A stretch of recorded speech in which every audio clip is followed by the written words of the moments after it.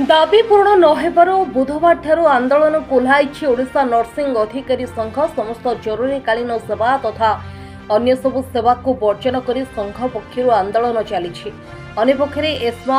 बलवत्त थिबारु आंदोलन कले नर्सिंग अधिकारी विरोध में कार्यानुष्ठान ग्रहण कराजियो बोली निर्देशालय पक्षरु पूर्व सूचना दिया जाइथिले मध्य 10 दफा दाबी नहीं नर्सिंग अधिकारी संघ आंदोलन को आहुरी तीव्रतर करिछि।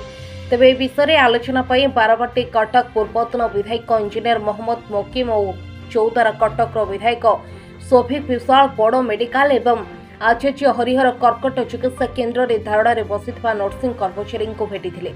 सारा राज्य में 15,000 ऊर्ध्व नर्सिंग कर्मचारी धारणा बसिथिया जोगु रोगी सेवा व्याहत होउछि। तेबे चिकित्सा अभाव रोगी जीवन प्रति विपद थिबा दर्शाई राज्य सरकार तुरंत पदक्षेप नेबा पई साधारण दाबी होउछि। ओडिशा नर्सिंग कर्मचारी संघ द्वारा आज आप देखिपे धारणा बसले 4 दिन है धारणा बस जहाँ दाबी रही जो प्रमुख दाबी गुड़िक रही अत्यंत यथार्थ एवं स्थानीय जनप्रतिनिधि हिसाब रे सरकार दृष्टि आकर्षण करने आमर दायित्व। जो प्रमुख दाबी गुड़िक रही निश्चिंत भाव राज्य सरकार स्वास्थ्य विभाग सहित ए प्रमुख दाबी विषय में आलोचना करा जिवो एवं आमे प्रतिश्रुति देइछु 10टी दाबी रही 10टी दाबी भितर जो 2-3टी प्रमुख दाबी रही से दाबी गुड़ी को कौ भाव में सरकार पाखे आलोचना करा जिवो एवं सरकार दृष्टि आकर्षण करा जाई तांको दाबी पूरण करा जिवो से दिगरे आमे निश्चित भाव में आम प्रयास जारी रखिबु। देखंतु मु कहि परिबि नाही कोन पई स्वास्थ्य मंत्री आसी पारि नाहंती किंतु स्थानीय विधायक हिसाब रे निश्चित भाव में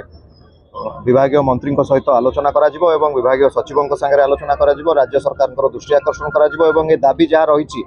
दाबी यथार्थ दाबी रही दाबी को निश्चित भाव में राज्य सरकार पूरण करेंगे बोली मोर विश्वास। कारण केवल कटकर समस्या नुह सारा राज्यर ओडिशा नर्सिंग कर्मचारी संघ ए धारणा रे ओल्लैछंती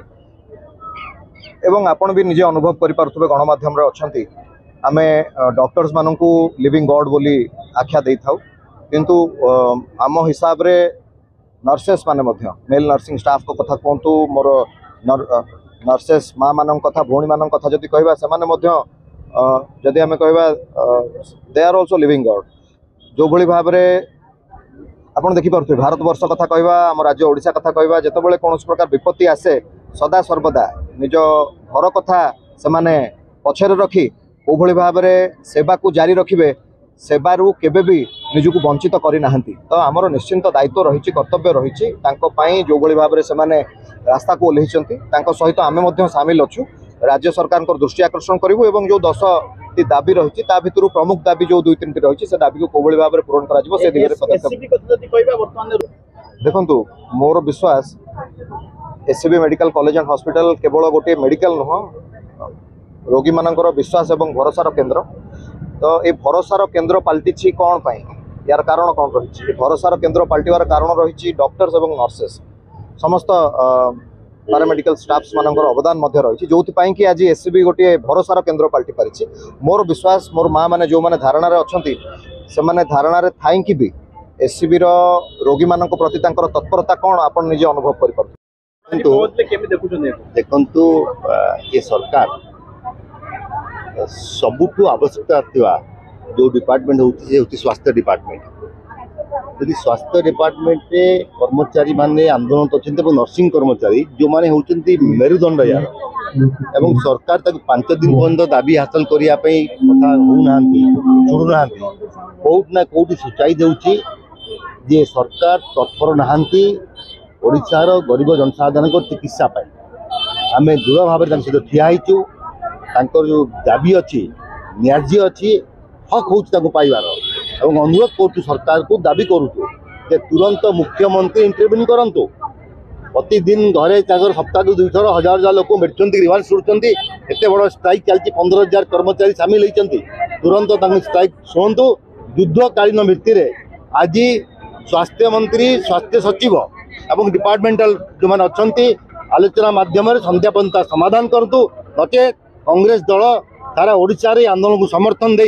आगामी काल तो व्यापक भाव में कर साधारण जनता जो चिकित्सा आसुँच मेडिकल को आज बहुत लोग फोन कर गत काली आमको जनई चिकित्सा हो पारना विदा कर दि जाऊँ हस्पिटाल इंजेक्शन जो स्टूडेंट मान दौरान जापार कौ इंजेक्शन दिज्व कौट दिज्व तेणु हजार हजार लक्ष लक्ष रोगी भाग्य सहित सरकार खेलुची तुरंत सरकार समाधान करूँ तीव्रतर कौन एस्मा लागू करी कौन पाइबे सरकारी कर्मचारी माने काम को नगले सरकार एस्मा कौन हम तेणु आलोचना माध्यम समाधान करूँ जोर जबरदस्ती कौन प्रकार गणतांत्रिक आंदोलन को दबाई हम ना तेणु प्रायोरिटी डिपार्टमेंट यहाँ प्रायोरिटी बेसिस समाधान करो पचारे झरणा जेना सभापति एसीबी एमसीएच ब्रांच कटक आमर 10 दफा दाबी अच्छी जो आंदोलन 4 दिन है जारी रही कि सरकार आज जाए आमर कौन समाधान बाट बाहर करना जो आम राजरास्त आज 4 दिन है बसीचु आते पर्यटन सरकार आमर दाबी न मानवे आम एमती राजरास्त बसीचु ना एठिक आमको कौन सरकारी स्तरीय लोक ये आसिक आम सहित समालोचना आलोचना करना किंतु आम बारंबार मीडिया भाई द्वारा जनाऊँ आमको आलोचना को डका जाऊ आर समाधान बाट बाहर रोगी सेवा जो व्याहत होती आम दुखित हो सब वार्ता सरकार पठाऊ मीडिया द्वारा किंतु कौन आर सुफल बाहर नहीं यहाँ काली आरंभ हो जाए संपूर्ण आम कार्य बंद होमर जिते इमरजेंसी डिपार्टमेंट सब काली संपूर्ण कार्य बंद हो किंतु जदि आप मीडिया भाई मैंने जाकि देखते डिपार्टमेंट मैंने देखते कौ अवस्था रोगी मैंने अच्छे कि दुखर कथा मीडिया भाई मानक आलाउ कर तेणु आम चाहूँ जे सरकार जाकि अधिकार कि क्या पठा देखते कौ अवस्था रोगी अच्छा तेणु आम आपण द्वारा नवेदन करुचु आमको समाधान को डाक आम आलोचनार बाट बाहर करके दाबी पूरण कर दायी सरकार रही कारण आम सरकार को पर्याप्त टाइम देके आम कार्य बंद कर आम तो हठात कार्य बंद करूँ तेणु सरकार ही दायी रही। कटकरू जयदेव पाणी रिपोर्ट हर्षिका मीडिया।